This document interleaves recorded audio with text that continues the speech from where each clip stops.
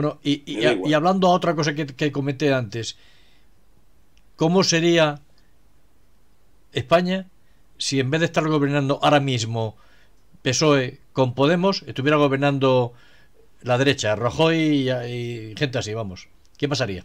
Pues sí, ¿Cómo pues igual que estaríamos? ahora. Igual que ahora. Pues, No. sí, yo estoy Sí. con Aurelio. Sería parecido.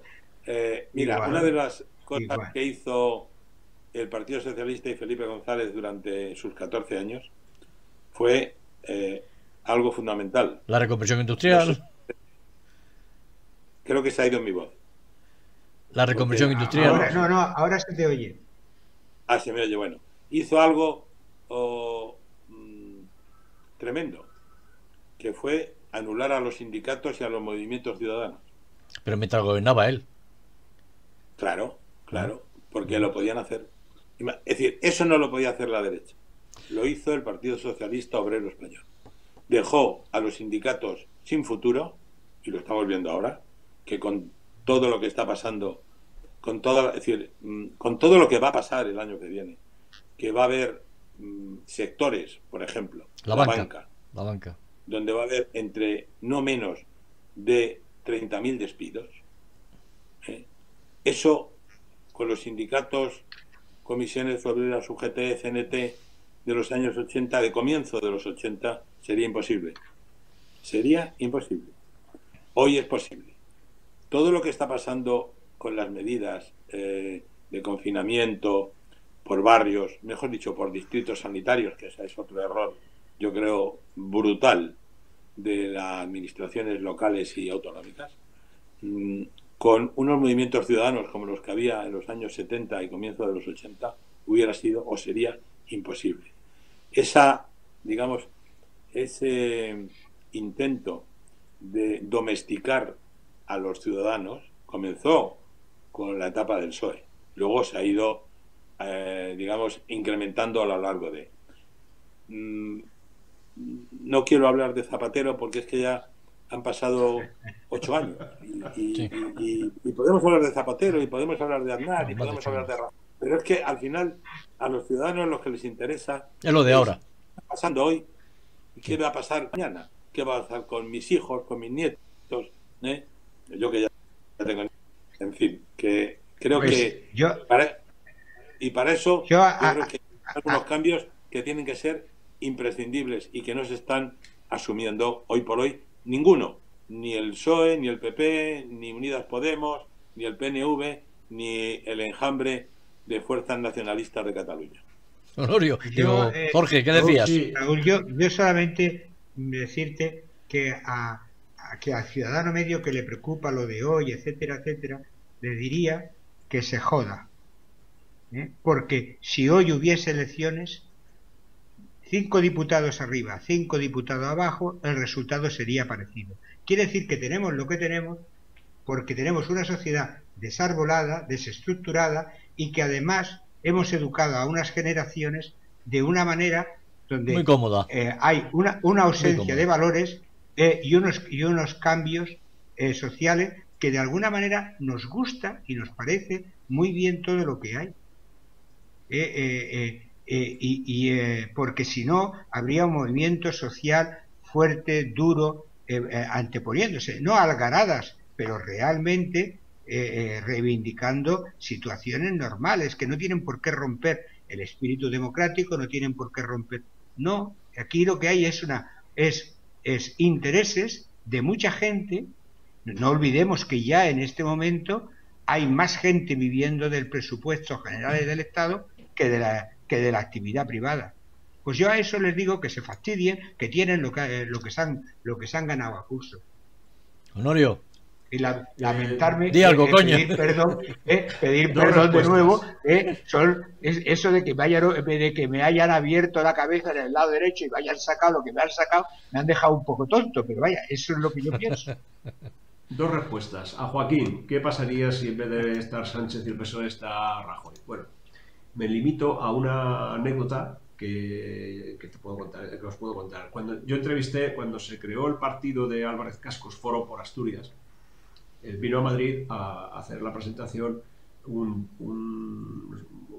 miembro que luego sería sacaría acta de diputado. Y este señor era un experto en educación y había sido el que negoció las transferencias de educación del Estado Central a la Comunidad Autónoma de Asturias.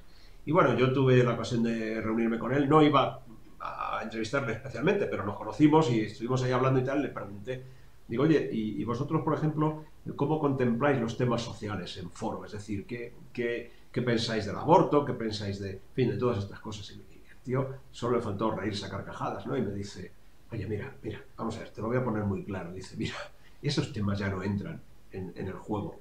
La única diferencia entre el PSOE y el PP, o sea, la única diferencia entre los llamados progresistas y los llamados conservadores es cómo se van a gastar el dinero público.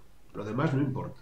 Bueno, pues eso responde, creo, Joaquín, a tu pregunta. ¿Qué pasaría si en vez de Sánchez está Rajoy? Pues ya hemos visto lo que hizo Rajoy, es decir, una continuación, si bien es verdad que no protagonizó, no fue innovador, pero él dejó seguir lo que había hecho su antecesor y traspasó y ya viste cómo se despidió. Se fue a tomarse un whisky y dejó el bolso de Soraya, pero sin Soraya, solamente el bolso, y ya está. Y una respuesta a Jorge. Vamos a ver, el voto. Yo he dicho muchas veces, yo no soy un experto ni soy un analista, yo soy un simple periodista y un observador. A ver, aquí puedes vender el secreto del espejo del cuento este de Blancanieves, ¿no? Que era la bruja la que se asomaba al espejo para ver. Puedes vender lo que quieras. Hay dos bloques, el conservador y el otro, y el socialista. Y cada uno de ellos tiene entre 5 o 6 millones de votos fijos. Y luego hay 1 millón, 1,5 millones, 2 millones de votos indecisos, que son los que no son de nadie. Van a pendular en virtud de lo que ocurra. Si en la noche anterior a las elecciones hay una cacerolada contra el gobierno de turno y se vierten algunas informaciones en las que se les acusa de haber sido los culpables del atentado a Atocha, etcétera, etcétera, etcétera, por la razón que sea, pues los miedosos o indecisos volcarán hacia el otro lado. Y viceversa, si llega un tipo como Aznar y parece ser que todo le sale bien y que ha sacado de la chistera la varita mágica para que la economía funcione y todas estas cosas, discutible, porque si la política económica la marca Bruselas, pues no sé cuál era el mérito de Rodrigo Rato y compañía, pero en fin, da igual. Se han vivido 4 años y ha sido capaz de sentar a la mesa a los sindicatos, ha sido capaz de sentar a la mesa a la patronal y sentarse con diferentes gestores de autonomías y la gente vive en ese placet, digamos, pues la gente mayoritariamente le da una mayoría absoluta, que es la que luego le va a quitar. Es decir, que hay 1,5 millones, 2 millones de votos que van a pendular en función de cómo esté la situación en ese momento. Lo demás, ya les puedes contar el cuento de la lechera, da igual, la gente no está para eso, la gente está para ver si puede salir el puente, que parece ser que hace buen tiempo, una escapadita a la playa. Vivimos en una sociedad de ocio, que se nos ha explicado, se nos ha impuesto, digamos, desde el poder, el ocio, solamente para el ocio. Y la gente vive al día. Yo he visto en el banco donde yo he trabajado también, el día 7 de enero y 8 de enero, a gente llorar porque se había gastado con la tarjeta de crédito no solamente la paga extra, sino se había hipotecado el mes de enero y no tenía con qué darle de comer a su familia. Y venían a pedir que por favor les devolviéramos los gastos de la visa, cosa que en medios de pago no se puede hacer. Se puede devolver un recibo doméstico del gas o de la luz y todo lo volverán a pasar, pero los gastos de las tarjetas de crédito, eso es una vez que te los cargan no se pueden retroceder, salvo que demuestres que es inapropiado. No hablo de una persona, hablo de familias. O sea, eso es la gente, esa es la sociedad española, ese es el pueblo español.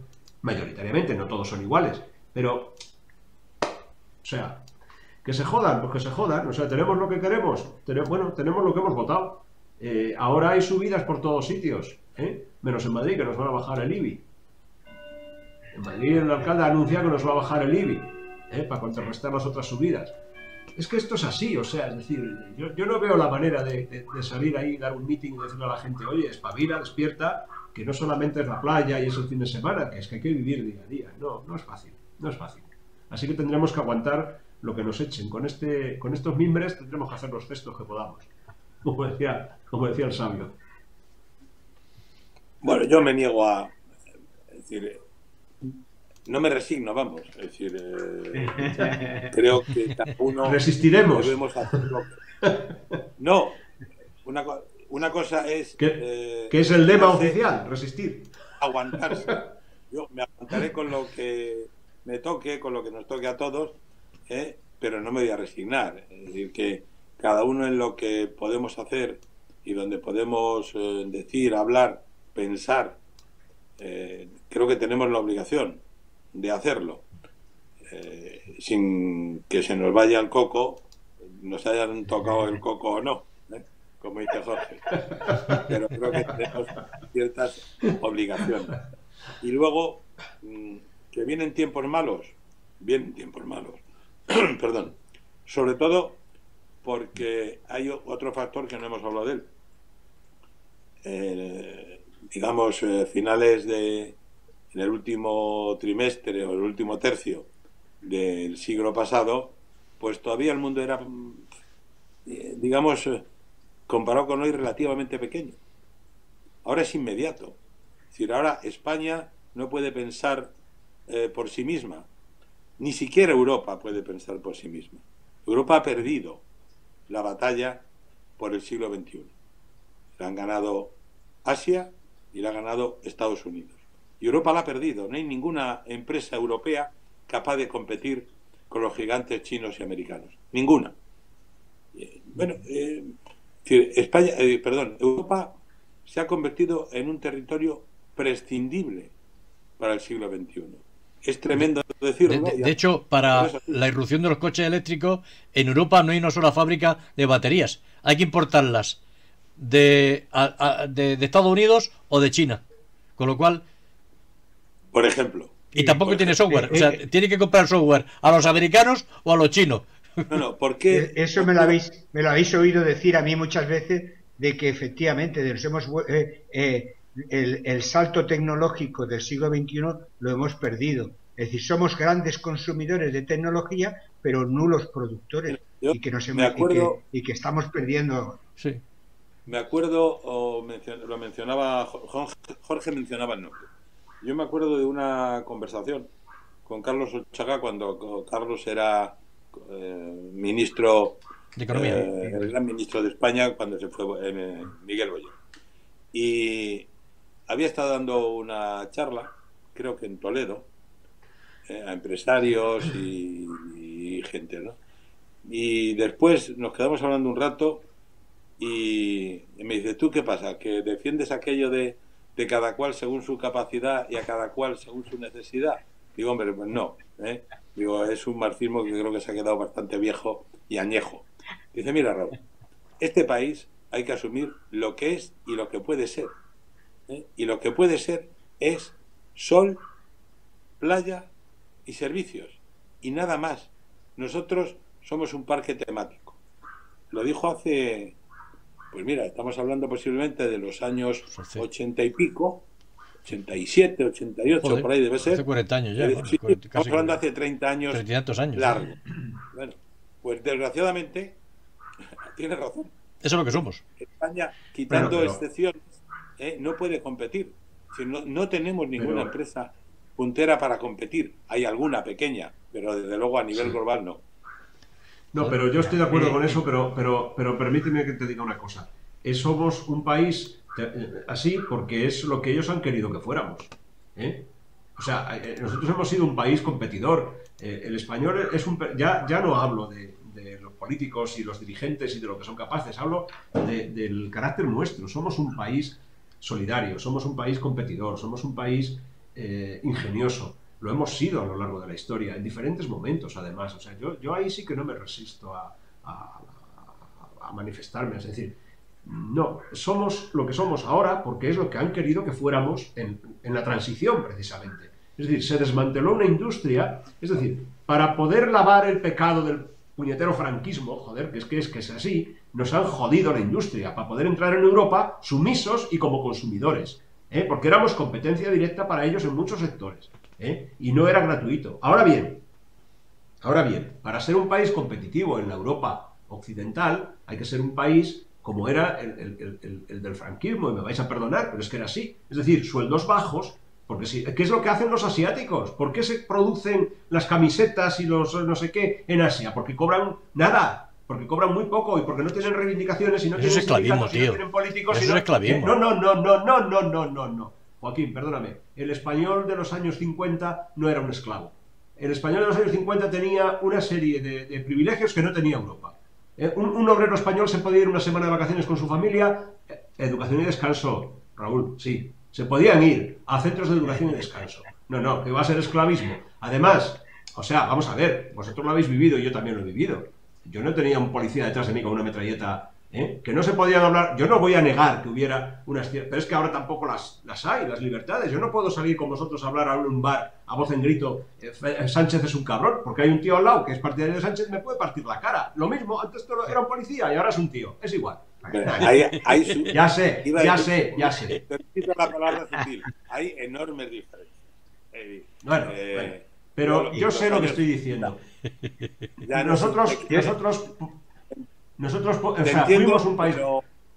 Y tú sabes, Raúl, y tú también sabes, Jorge y Joaquín. Perdonadme una cosa. La renta per cápita de los españoles en los años 40 era una y en el año 75 era un montón de veces más.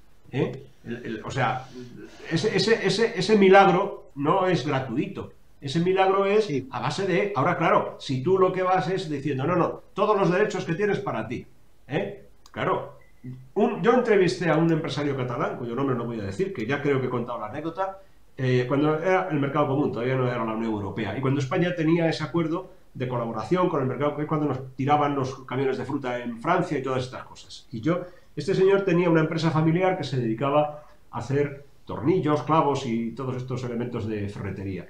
Y yo, ingenuo, periodista joven, ingenuo, le pregunté, oiga usted, y cuando entremos en el mercado común, y él me contestó, dice, mire usted, yo llevo en el mercado común toda mi vida, porque mis productos son los más competitivos, son igual que los mejores que puedan hacer los belgas o los alemanes, pero mucho más baratos.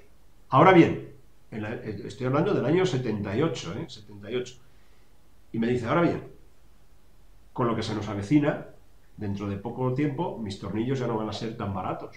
¿Por qué? Porque hay una serie de leyes laborales que otorgan una serie de privilegios a mis empleados, derecho a huelga, me van a encarecer la materia prima, me van a encarecer la manufactura de esa materia prima. Cuando yo termine de fabricar mis productos, sumaré el coste de producción y entonces ya el precio que yo tengo que marcar ya no es competitivo en Europa. Y Europa tendrá dos opciones: comprar. A la hora de comprar, no van a comprar los míos, comprarán los alemanes, pues tienen un sello de seguridad, o se irán al tercer mundo a fabricarlos. Esa es la explicación, sencillamente. O sea, no hay milagros en economía, es mentira. Y Jorge, que es empresario, lo sabe mejor que yo, no hay milagros. Hay una buena administración y hay, hombre, una visión para saber qué tienes que producir y a quién tienes que vendérselo. Sí, pero yo solamente quisiera añadir una cosa.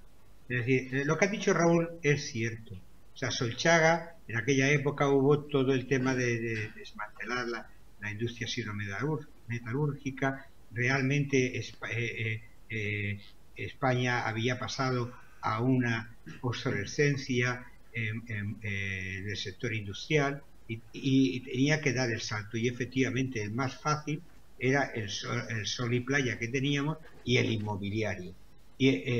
Eso es lo fácil. Nos faltó una visión de Estado. Tú no puedes, porque tú desmantelas un sector en 6 meses, ¿no? Pero tú no lo construyes en ese tiempo, te tiras tiempo. Pero sí se intuía claramente ya en esa época de que en el siglo XXI la riqueza, igual que en la Edad Media era la tierra, después la industria y los mercados financieros, es que estaba en la inteligencia. Nosotros no teníamos minas de oro, no somos un país, pero sí que tenemos muchas cualidades. Somos ingeniosos, somos creativos. Por lo tanto, el modelo de universidad que se tenía que haber creado era haberse preparado para el siglo XXI. Lo que se ha hecho ha sido el café con leche para todos, o lo de la señora Cela de que se pase con la asignatura suspensa, en lugar de estar preparándonos en donde ahora ya lo estamos palpando. es en toda el tema digital, y ahí hubiésemos podido, y de hecho hay pequeños ejemplos, si realmente las universidades y el esfuerzo se hubiese encauzado por ahí, posiblemente nosotros hubiésemos tenido más posibilidades que otros países porque somos mucho más creativos. Pero realmente lo que se ha hecho es presumir de que son la generación más preparada. Mentira. Esta es la generación más titulada, pero no más preparada.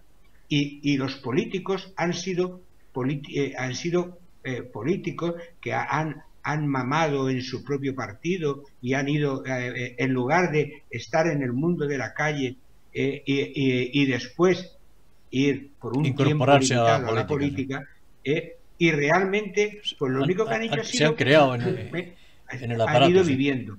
Y ahora estamos viendo pues que efectivamente de que nosotros encima estamos en Europa, y Europa, vale, estamos hablando de España, pero no es como antes apuntaba Raúl, no es un problema de España, es un problema a que nos hemos estado dedicando. Hemos estado muy distraídos, como decía Felipe González, y ahora pues estamos pagando las consecuencias, pero no es un problema de que ahora porque lo hemos ido viviendo en todos estos años. O sea, se ha favorecido mucho el crecimiento de unos sectores y en cambio no se ha trabajado a fondo en otros. Y ahora pues tenemos lo que tenemos. A ver, y Raúl, eso, ¿qué dices? Cuando empiezan a decir vamos a crear empleo de calidad y tal, si eso es estupendo como manifestación, pero eso no se improvisa. Eso requiere de muchas más cosas. Y bueno, y ya, pues si en medio le ponemos la pandemia, pues... y hemos tenido mala suerte. Hemos tenido mala suerte porque siempre atacamos a Zapatero, pero la etapa de Rajoy tiene también un majao. Tiene migas, Rajoy es Rajoy es el tipo... Rajoy es el tipo que siendo vicepresidente, cuando lo de Perejil, estaba Aznar y no se podían comunicar con él porque estaba volando, lo que pidió es donde había una televisión, porque no sé si había un partido de fútbol o una vuelta ciclista, sí. Una vuelta ciclista, ¿no? O sea, realmente eso ya denota ese galleguismo que parece fisiócrata, ¿no? De laissez-faire, laissez-passer, que le bomba los memes. Venga, Jorge, claro, vamos a ver qué dice nuestro amigo Raúl. No, a ver, uno de los problemas de los últimos años, insisto por no convertirnos en Zapatero, cantores de la historia, y de Zapatero no. Yo creo que todos los gobernantes han tenido, o quiero creer que todos los presidentes han tenido la mejor de las intenciones, por lo menos en su foro interno. Otra cosa es que hayan acertado. No quiero entrar a profundizar porque entonces nos íbamos a meter en otros terrenos que no son el de hoy, ¿no? No, yo creo que hay un problema de exigencia que yo mismo, digamos, me culpo de ello en la parte que me toca, ¿no? Hemos tenido un problema de exigencia con los jóvenes. Tú hablabas de Celaá y de pasar. Es que ya con Maragall, de ministro del PSOE de Educación, se podía pasar con suspensos. E incluso llegó un momento, no me acuerdo ahora con cuál de los ministros y demás, que se podía pasar hasta con 4 suspensos. Se escribe mal, se lee mal. ¿Por qué? Pues porque hay asignaturas que no se dan. Yo lo veo en mis nietos. Yo se lo digo, escribís mal. Se enfadan, claro. Digo, pero ¿sabéis por qué escribís mal? Porque leéis poco o nada. Solo lo que del colegio, y hay que leer más. Porque si lees más, primero sabrás más y segundo lo harás mejor. Pero ese nivel de exigencia... Y la culpa también es esto, La culpa también es esto. Que la culpa también es los telefonitos. Bueno, claro. Es que si tú quieres adormecer a una sociedad, sí, y volverla dócil, vuélvela inculta. Sí. La manejarás con gran facilidad. Sí, señor. Asumirá todo lo que tú digas sin pensar. Y los mensajes que se dan por los medios de forma repetitiva, eso ya está tan estudiado que lo dejo ahí como sabido, tendrán una fuerza mucho mayor. Y posiblemente dentro de unos días el señor Trump vuelva a ganar. Posiblemente. No sé si eso es bueno, malo o regular. Creo que para Europa y para España sería muy parecido que gane Trump o que gane Biden. Pero posiblemente gane Trump, aunque es el outsider según las encuestas. Y al final todo o pasa no ya por un meeting como en España y en hacer mítines y dirigirse, no. Todo esto ya es a través de la inteligencia artificial y en los estudios de los comportamientos de conducta. Y por eso digo que ahora mismo más vale, en la medida que cada uno pueda y llegue, a decir que lo fundamental es, uno, cambiar la estructura del país. La necesitamos, porque está obsoleta y no funciona. No es eficaz. Si lo fuera, yo no tendría nada que decir. Dos, olvidarnos de grandes reformas constitucionales que no vienen a cuento. El día a día de los ciudadanos no exige eso, no está en eso, está en otras cosas. Y tres, elevar el nivel de exigencia a todos, a los que trabajan, a los que no trabajan y sobre todo a los jóvenes. Porque nos vamos a encontrar, yo creo que los presupuestos que se van a mandar a Bruselas van a sufrir algunos cambios importantes. Bastante importantes. Pero bueno, tú no puedes coger y decir que para el ingreso mínimo vital vas a poner en los presupuestos, no sé si son 3.500 millones o algo así. Cuando has permitido que la reforma del sistema financiero, bancario, nos cueste a todos los españoles, pese a lo que decía el señor Luis de Guindos, que no nos iba a costar ni un duro, nos vaya a costar no menos de 100.000 millones de euros. Me parece una vergüenza. Y me parece una vergüenza lo que antes era la oposición, llamada de izquierdas, los llamados sindicatos, estén callados como P. Como muerto. Lo que hay, bueno, era un poco más fuerte. Como puta, sí, bueno, sí. Más popular. Sí. Es decir, no puede ser. No puede ser que estemos dando dinero hacia unas cosas que no son necesarias en estos momentos, mientras que todavía decimos que vamos a asumir una nueva deuda del Estado por 110.000 millones, que estamos ya por encima del 120 del Producto Interior Bruto, que de repente la Seguridad Social está en quiebra, y todo eso, y sin embargo hay otro montón de partidas, sobre todo de carácter político, que se asumen. Y que yo digo, bueno, y aquí, digamos, las fuerzas que deberían criticarlas, que para eso están, y para eso hay elecciones, se callan. Sí. Entonces, eso es lo que no puede ser. No puede ser que pongamos en duda la seguridad social, las pensiones, el paro, que es otra de las cosas, pero en fin, quién tiene derecho, quién no y en qué condiciones. Ponemos en duda lo que es de verdad la vida de los ciudadanos, pero dejamos y ponemos en práctica cosas que son dinero. Mira, yo si yo fuera gobernante, obviamente creo que en fin, no te dejaría. No te dejaría. Yo a los partidos políticos, para los partidos políticos, 0 euros. 0. Para los sindicatos, 0 euros. Y para patronal también. Por supuesto. Por supuesto. ¿Por qué? Oiga, si usted lo hace bien, tendrá seguidores que tendrán una cuota. Sí, sí. Si usted lo hace bien, tendrá militantes en los sindicatos que le pagarán una cuota. Y te pondrá usted a hacer su... Pero antes que eso están, digamos, los derechos sociales de los ciudadanos. Que eso sí que serían y son irrenunciables. Y ese sería un poco el proyecto de país para los próximos años. ¿Qué es lo que me temo? Y creo que va a ser todo lo contrario. Pero en fin, paciencia ciudadana. Y además estamos intentando todo fiarlo a la Unión Europea.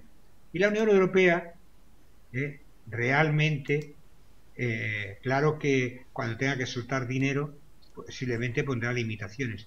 pero en el fondo los asuntos internos son nuestros asuntos y no se meterá. Y realmente estamos viviendo una época en la que hace falta unos cambios importantes. Y los partidos que aparecen, como por ejemplo Vox, que hace una moción de censura y dices, ¿hay motivos para censurar al gobierno? Sí, vale, pues ha hecho una moción de censura. Pero en su discurso empieza a hablar de China, de cargarse Europa, de cargarse las... Y dices, ¿pero en qué jardín te has metido? O sea, realmente eso es imposible e inviable. Por lo tanto, yo espero de que en una época en que estamos viviendo de que esto es una sociedad líquida, y dices, bueno, pues bueno sea que venga gente que aporte solidez, y resulta que hace un planteamiento de ese estilo y dices, perdona, yo tengo que salir corriendo de ese estilo porque yo no creo en nada de eso y además es altamente peligroso. O sea, y te quedas, dices, bueno, y Ciudadanos, de alguna manera, también absolutamente líquido, adaptándose, y dices, es que estáis a punto de pasar de líquido a gaseoso, ¿qué nos queda? O sea, la gente también necesitamos anclarnos a cosas que sean medianamente sólidas, que son las que nos dan estabilidad. Y realmente ninguno de estos políticos, pues a mí me las aporta, ninguno. Y es lamentable, porque es un momento en el que hace falta, por el tema de la pandemia, por el tema de la crisis, una serie de cosas, hace falta cambios importantes. Y no se van a producir ninguno. Don Joaquín, creo que esto estamos ya casi terminando, ¿no? Por la hora. Sí. Me va a permitir usted que le dé la enhorabuena. Decía Joaquín que enhorabuena por tu libro de tesoros y la segunda edición o la segunda versión. Y luego me voy a permitir reírme un poco de algunos poderes, incluido el periodístico. ¿Alguien en su sano juicio puede creer que Rusia, la Rusia de Putin, ofreciera al señor Puigdemont 10.000 soldados para la independencia? Imagina llegando a España, a Barcelona, 10.000 soldados rusos. Pero bueno, calla. Y que eso esté judicializado, es que dice, bueno, esta España, sí. Esta España algo le falta, ¿no? Algún tornillo le falta. Pero Raúl, pero eso es comparable. Como broma está bien, para reírnos un rato, ¿no? Pero poco más. Como broma es comparable... y como motivo de otro debate. Como broma y como motivo de otra tertulia. Eso es comparable al supuesto asesinato de Unamuno, que también esta semana ha saltado chispas por ahí. Bueno, sí, y ahora lo último que he leído en algún sitio, no recuerdo ahora en cuál de los medios, pero da igual, que, bueno, primero leí que Colón era catalán. Bueno, sí, por supuesto.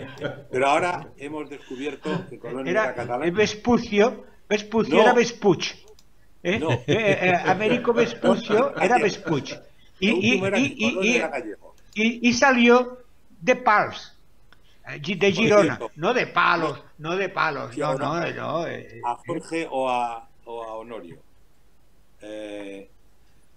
Una precisión histórica para que lo reflexionéis, no para meterlo ahora en más debate. La guerra civil no termina en el 39. La guerra civil termina en el 52. Desgraciadamente. ¿Por qué?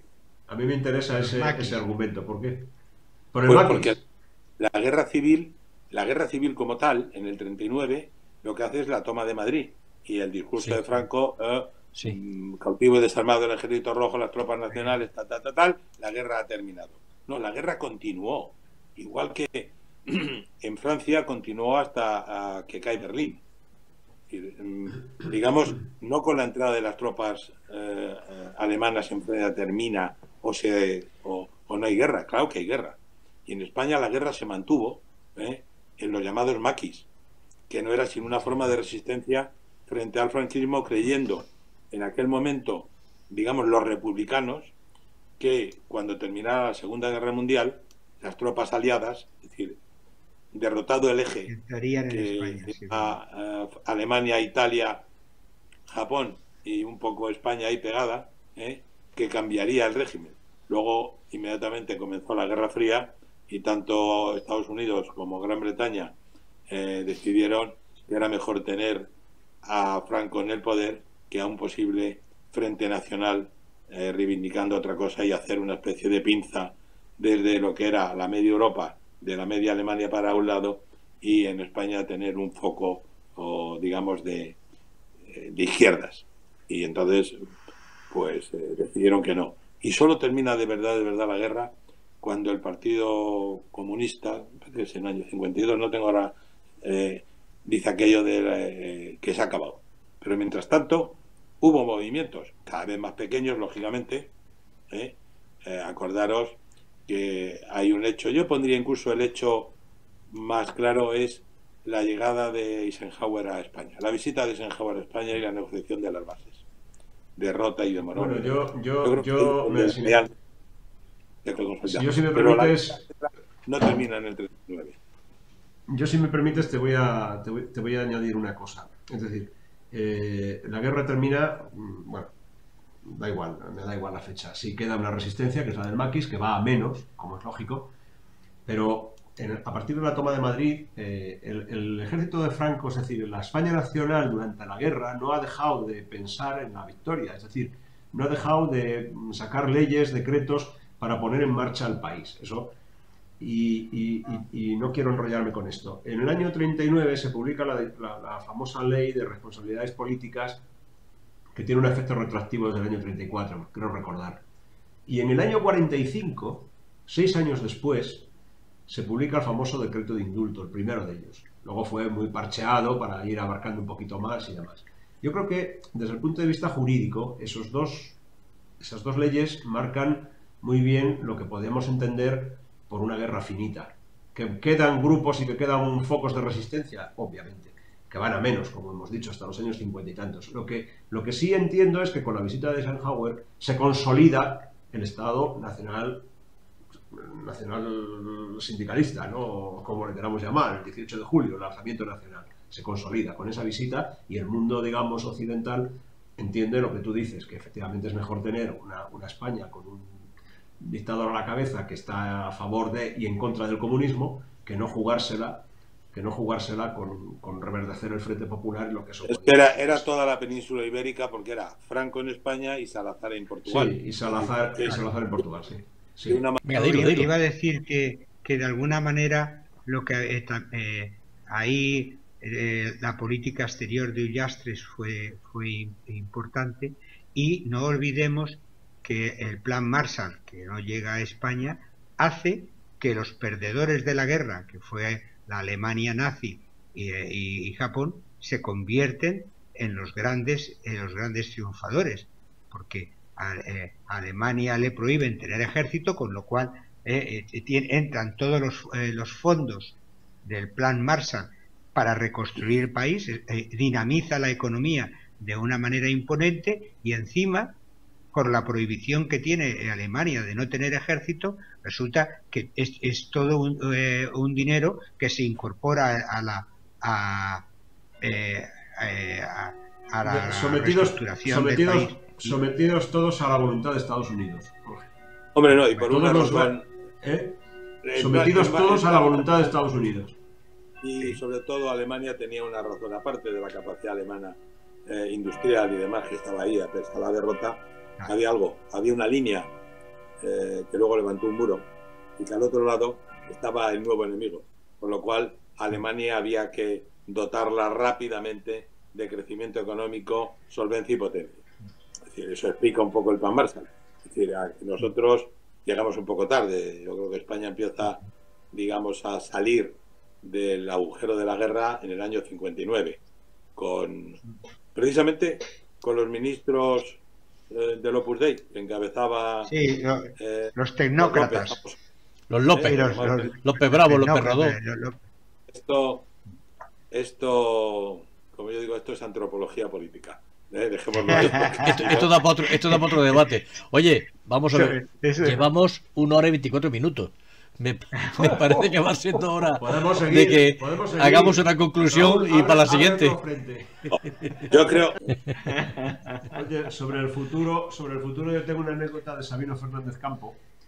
Yo soy secretario del Comité Directivo del Consejo Superior del Centro Asturiano de Madrid. No cobro. O sea, no cobro. Como los políticos, no cobran como ningún político. Venga, vale. El presidente ahora es Francisco González, que es el de Renipicó, o sea, el de Hilas. Pero anteriormente era Sabino Fernández Campo. Y entonces estábamos un día, nos reunió el comité directivo, estábamos allí. Y el problema era una deuda que había con Cajastur, que ahora es Liberbank. Hasta ayer era Liberbank, ya veremos a ver lo que es en el futuro.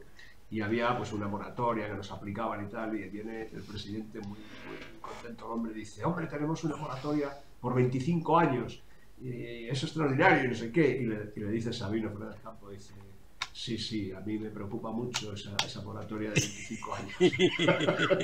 Tiene ya 90 y tantos, a mí ya me da lo mismo que te hagan una moratoria, y si dentro de 25 años no tenemos dinero y nos embargan, es que me da lo mismo. Por lo mismo, ¿no? Mirar al futuro. Para mirar al futuro, para construir ese nuevo país, o sea, todos hemos llegado a la conclusión de que estamos en una crisis. Habría que empezar por abajo, por párvulos. Habría que sentar las bases de una buena educación para que esos niños de hoy, el día de mañana, puedan ser conductores de masas. Pero entre las leyes de educación, los vicios sociales, la informática... Yo creo que es un tema de valores. Antes había cierto respeto, valores. Eso ha cambiado mucho. Como conclusión por mi parte, en el lenguaje oriental la palabra crisis se podría traducir por oportunidad. Y efectivamente, muchas veces el fracaso o las crisis son una oportunidad para hacer cambios y para modificar. El tema es si tenemos la inteligencia y la voluntad como para, aprovechando esa crisis, convertirla en una oportunidad para introducir cambios que nos lleven en otra dirección. Porque, como muy bien habéis reflejado, sabemos dónde estamos y qué cosas hemos hecho mal. Y por lo tanto, sería de personas medianamente sensatas e inteligentes mirar hacia otras fórmulas y hacia otro camino. Eso es lo único que yo diría como conclusión, ¿no? Acaba de llegar la noticia de que Galicia decreta el cierre de sus 7 ciudades también. Es decir, que se van sumando todos es general y así vamos a estar hasta la primavera del año que viene, por lo menos. Por lo menos. Entre otras cosas, porque los famosos 140.000 millones que nos deberían llegar en algún momento a lo largo de 2 años, todavía tienen que pasar unas cuantas ciertos pruebas, filtros. Entre otras, las tijeras que va a meter Europa en los presupuestos. Pero sí, ya veremos a ver. Señor Abad, que no mitrado, aquí este humilde clérigo le desea un buen fin de semana. Y a los demás también. Igualmente.